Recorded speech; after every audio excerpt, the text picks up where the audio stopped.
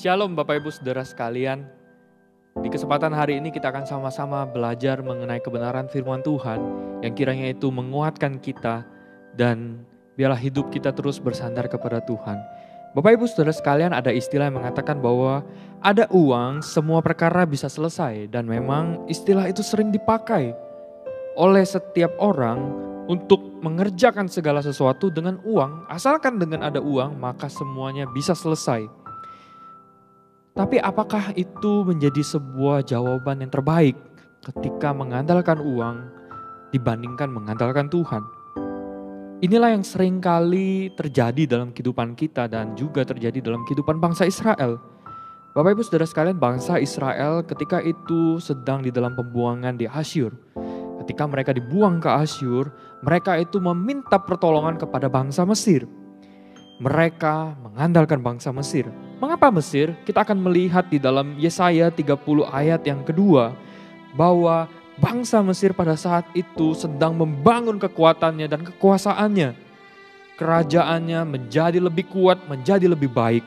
Dikatakan bahwa yang berangkat ke Mesir dengan tidak meminta keputusanku untuk berlindung pada Firaun dan untuk berteduh di bawah naungan Mesir.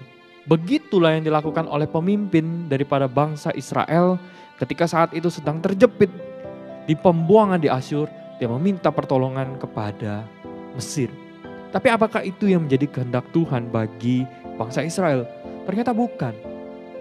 Di dalam Yesaya 31 ayat yang pertama sampai yang ke-9, silakan Bapak Ibu Saudara sekalian bisa membaca di rumah. Kita bisa melihat bagaimana di dalam ayat pertama dari pasal ini dikatakan bahwa celakalah orang-orang yang pergi ke Mesir meminta pertolongan, yang mengandalkan kuda-kuda, yang percaya kepada keretanya yang begitu banyak dan kepada pasukan berkuda yang begitu besar jumlahnya. Tetapi tidak memandang kepada Yang Maha Kudus Allah Israel dan tidak mencari Tuhan. Sungguh itu merupakan suatu hal yang sangat menyakitkan.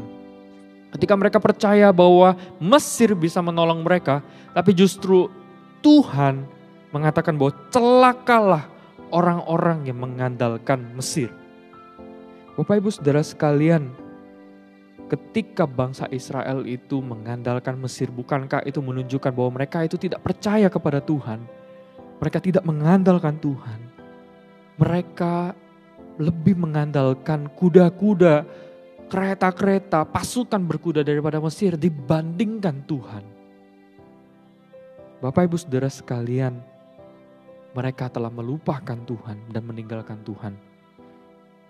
Dikatakan di dalam ayat yang keempat sampai ayat yang ke-9 bahwa Yesaya berusaha untuk mengembalikan bangsa ini kepada Tuhan dan bukan mengandalkan bangsa Mesir. Dikatakan di dalam ayat yang kelima, Tuhan itu akan melindungi mereka seperti seekor burung yang melindungi sarangnya.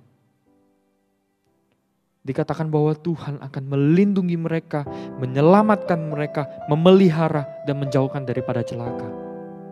Tuhan yang seperti itulah yang Tuhan Maha Kuasa di dalam kehidupan setiap kita.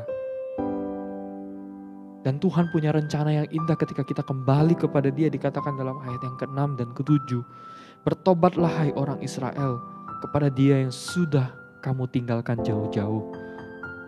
Bapak Ibu Saudara sekalian, apa yang kita bisa sama-sama pelajari di dalam bagian ini? Saya rasa ada dua hal yang kita bisa sama-sama gumulkan. Yang pertama adalah di tengah-tengah kesulitan dan kesusahan, janganlah sekali-sekali mengandalkan hal lain selain daripada Tuhan. Terkadang di tengah-tengah pergumulan dan tantangan yang ada, yang Tuhan izinkan dalam kehidupan kita di dalam masa-masa seperti ini, kita seringkali menggunakan kekuatan kita, apa yang ada di dalam kita, sehingga kita melupakan Tuhan. Ini merupakan suatu hal yang sangat menyakitkan di tengah-tengah kita sebagai orang percaya yang mengatakan bahwa kita pengikut Kristus, tapi kita malah meninggalkan Tuhan, malah menjauhi Tuhan dan mengandalkan berbagai macam berhala yang lainnya. Mengandalkan uang, berbagai macam harta yang lainnya yang seakan-akan bisa menolong kita untuk terbebas daripada hal itu. Tapi saya ingin tegaskan bahwa jangan sekali-sekali kita mengandalkan hal itu. Lebih baik kita datang kepada Tuhan, kita mengandalkan Dia. Kita dengan sungguh-sungguh tahu bahwa Allah kita adalah Allah yang Maha Kuasa. Yang kedua adalah kita percaya akan pertolongannya. Tuhan tidak pernah meninggalkan kita. Tuhan tidak pernah sekalipun menjauhi kita. Tapi Tuhan selalu melindungi kita, menjagai kita. Walaupun kita harus melewati berbagai macam hal yang ada. Kita percaya bahwa Tuhan Allah, pertolongannya tidak pernah terlambat. Selalu nyata, selalu ada. Menyelamatkan dan menolong setiap kita. Mari Bapak Ibu Saudara sekalian dengan kesungguhan hati kita. Di tengah-tengah masalah ini, di tengah-tengah pandemi ini, kita datang kepada Dia. Mengandalkan Dia. Dengan sungguh-sungguh hati kita tertuju kepada Tuhan. Dan bukan mengandalkan hal-hal yang lain seperti yang bangsa Israel lakukan. Kita kembali mengarahkan mata kita tertuju kepada Dia. Sebelumnya mari kita sama-sama berdoa dan perkenankan saya untuk mendoakan Bapak Ibu Saudara sekalian. Mari kita berdoa. Tuhan Allah yang penuh kasih, hamba-Mu rindu berdoakan bagi setiap jemaat-Mu.